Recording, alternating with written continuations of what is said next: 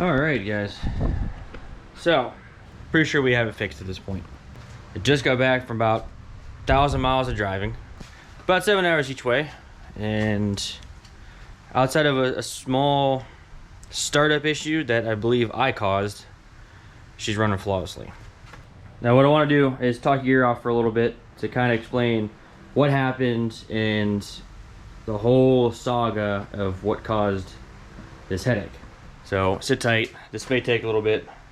I had to write everything out to try to remember and structure everything exactly how it went down. I feel like since we spent almost 4 months chasing this issue, it deserves a video and some explanation. So as you guys know, this got a new block over the winter. I had a major failure last year, and although I could have probably salvaged the block, we went ahead and I had literally one sitting in the corner, so we just put that together, put it in, and mechanically everything stayed the same. The only real differences I did was I cleaned up the wiring, re-wrapped all of it, and then added the vacuum manifold over here instead of the whole teeing situation I had going on. So things just to make it nicer and to me function a little better, especially with that vacuum manifold. So I want to say March time we got her out and going, and I was noticing on startups it would extend from open into closed loop a really lean condition before it would level out, and then coming to a stop it would go lean again, and it would take like 20 to 30 seconds to recover. So we got her back, hit live data, looking at a bunch of things. I didn't I went straight for the IAC, put a brand new one there, no change. I had an extra throttle position, put that in there. Even though I had good values, I threw it on there just in case. Map sensor, again, had a spare one, put that on there, no change. Did notice the O2 sensor was kind of laggy and seemed kind of dead at times. So we went and threw another one in there. That seemed to, it didn't fix the problem, but I was able to see it actually, bounce around like it's supposed to. That O2 sensor was original from when we first did this build, like in the other body. So probably long overdue from being changed. From there, I happened to notice the fuel pressure, right? And sitting at idle, it was just below 40. And if I pulled the vacuum, it was about 45. Initially, I really didn't like that. I felt like that was kind of low. Compared to the daily, I believe the daily runs around 50. And so again, I really didn't like that. So I wanted to go ahead and, my mind went straight to the Walbro. I wanted to blame that for maybe being weak. It's old. Mind you, I just put a regulator on this thing mid last season because the other one started leaking on me. So that's why I kind of skipped that and went to fuel pump. So we had spare on-3 pumps sitting on the shelf, pretty much for LS builds, but same style as a Wally. 320 LPH versus the 255. So I figured, what the heck, if anything, it's more fuel. Threw that in there. Very little gain. I think I got me just above 40 and close to the 50 without vacuum. Honestly, at that point I would have been fine. However, the style of that I did not like, because the way it has to sit in the sending unit, it puts pressure and you can feel this thing vibrate through the tank. So if I ever use one of those, I'm going to do some more modifying, but at that time I still wasn't satisfied, so that's where things kind of went crazy. So I went, bought another regulator, no change. I took a regulator off a stock motor that I know is good, still no change. Again, at this point I have probably what I need, and to be honest, that fuel pressure has probably been the same all these years and the car's been fine. Did a fuel filter, and then I even went to the junkyard and grabbed a set of lines, thinking maybe from the heat that this part was swelled up. Turns out it's not. I even went ahead, I don't know if you guys can see, probably not. I put some wrap on there. Again, I was trying to cover all bases because I wasn't liking it. What I ended up doing is, I tossed it already, but I took a regulator and I crushed the top of it basically to raise the fuel pressure. That ended up causing more problems because I was running 50 around and then 60 wide open. and it did not like it at all. Now, mind you, the injectors I have are 60 pound, rated at 43 psi, I found out. So when you do the math, a 60 pound injector at 60 psi fuel is crazy. The car just didn't know what to do with it. It just was bogging down like crazy. I ended up taking that off. We went ahead and just got another new one. So put it on there, left it alone. I went ahead because of the noise of that On3 pump. I got a brand new, just OEM style pump, threw it in there, and right now, car's happy. However, that's where things got even worse apparently. So once satisfied with the fuel, well, midway of fighting with this whole fueling thing, the car started doing something weird at idle to where it would like lose itself for a second.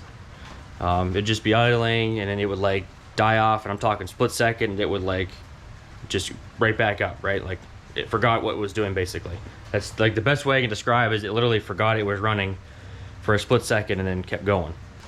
So while fighting with the fuel stuff, that was happening and getting worse. Almost a little bit more, I drove it a little bit or just was leaving idle here and trying to diag and use the snap-on and using HP tuners, and I just couldn't see anything. I couldn't find anything. It didn't even know anything was wrong. I had no codes. So it's definitely getting to the point it was very frustrating. Data log a few times. I noticed the tach would kind of freak out when that would happen. So I went ahead and changed this 24X crank sensor down here. The one in the back's new. So I figured between that being new, the cam sensor's new, I made that new just to make sure. So at this point we've changed pretty much everything up here. Unplugged the MAF to fail it, still did the same thing. Just taking every route I could. So then start paying attention more to data logs on HP tuners, and I then noticed when it would die off for that split second, it's resetting the fuel trims. So then I'm thinking something electrical, something, in the tune. I started blaming the tune. So I went back to the OG tune from back in 2020, no change. One from last year, no change. Tried making some tweaks to kind of soften to when it would reset, that it wouldn't die off so hard, which kind of helped, but it was still doing it. Coming to an idle, sitting at a stoplight, she'd keep trying to die off. Now, I say electrical, which I was kind of heading the right direction, but was still not looking at the right thing. So in all of that going on, a couple weeks back, I finally, threw the towel in. I said, at this point, we've done everything we could possibly think of. Being overwhelmed that we were with changing this, changing that. You get to a point, you get so frustrated that you forget to take that step back to really think what could be going wrong. So I posted on a few different things. I went towards tuning pages, HP people, threw out there what's going on for some ideas. On the Grand Am page, same thing, spread it all out. Here's what's up. What do you guys think? And I need to go back and find, because I know someone said it, but the most ridiculous things, I didn't care. I'm trying it. One person said unplug the brake booster, right? Plug it on there. Maybe it's got a little bit of vacuum leak and causing an issue. So tried it, no difference. But hey, whatever. At this point it was whatever. Now let me stop right there real quick. This problem would only happen when it would get warm. Dead cold starts wouldn't do it. So if you know where this is going now, you know how stupid I feel for not thinking of this and just, trying it. I need to go look back and see what it is, because I need to thank them, because someone mentioned coil packs, right? And I thought, again, ridiculous to me. We're looking at fuel tuning, stuff like that. How can a coil pack have a random miss like that, right? So we took off the spare motor, threw the coil packs on there, and what do you know, the problem's gone. Literally the day before I had this trip, you know, to go, I was ready to just, you know, bite the bullet, take the truck, and just deal with the gas mileage, and that worked. So I was able to drive it to work that night, drive it back, and to be honest, it drives way better now. I really didn't realize how kind of sluggish it was. So whatever's wrong with it, I mean, visually, I can't see anything, right? And now that I think about it, I can't remember what that person said.